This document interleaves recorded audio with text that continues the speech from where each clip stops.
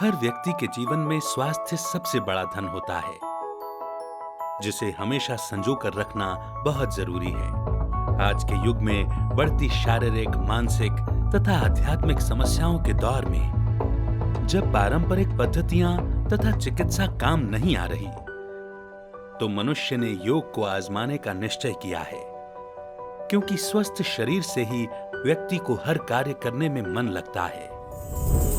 समस्त विश्व ने इस बात को स्वीकार किया है कि शारीरिक अनुशासन तथा इसकी उचित देखभाल व्यक्ति के जीवन को न केवल रोगों से मुक्त करता है, अपितु ये उसके जीवन में प्रसन्नता तथा संतुष्टता का प्रमुख आधार है।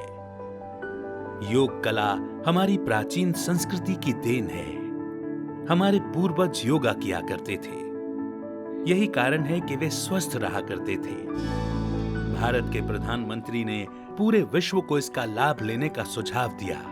उन्हीं के प्रयासों से हर साल 21 जून को अंतर्राष्ट्रीय योगा दिवस के रूप में मनाना शुरू किया गया, क्योंकि ये दिन पूरे साल का सबसे लंबा दिन होता है।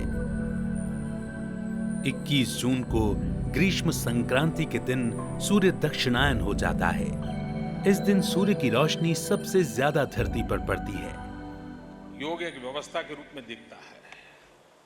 योग ये व्यवस्था नहीं है, योग एक अवस्था है। योगा की शक्ति को पहचानने में भी हम वैसी ही गलती कर देते हैं जैसी हम अपने आप को पहचानने में करते हैं। योग उस परिस्थिति को पैदा करने का एक माध्यम है, और इसलिए जिसको ज्ञान नहीं है, अनुभव नहीं, उसको शक होता है कि क्या योगा से संभव हो सकता है। लेकिन जिसने बीज से बने वृक्ष की कथा को समझा है, उसके लिए संभव है। अगर बीज वटवृक्ष में परिवर्तित हो सकता है, तो नर भी नारायण की स्थिति को प्राप्त कर सकता है।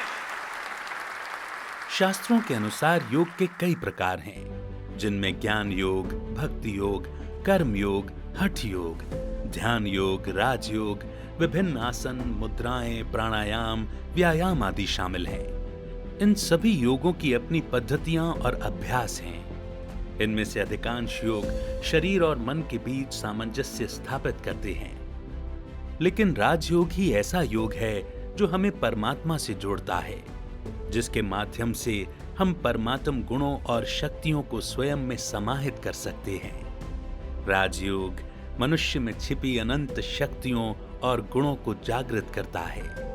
इसके अलावा ये सभी धर्म, जाति, समुदाय के लोगों को एक सूत्र में पिरोने का काम करता है, जिससे विश्व बंधुत्व की भावना जागृत होती है। तो आइए इस दिवस पर योग और राजयोग द्वारा स्वयं को परिवर्तन कर समस्त मानवता को इसका महत्व बताएं।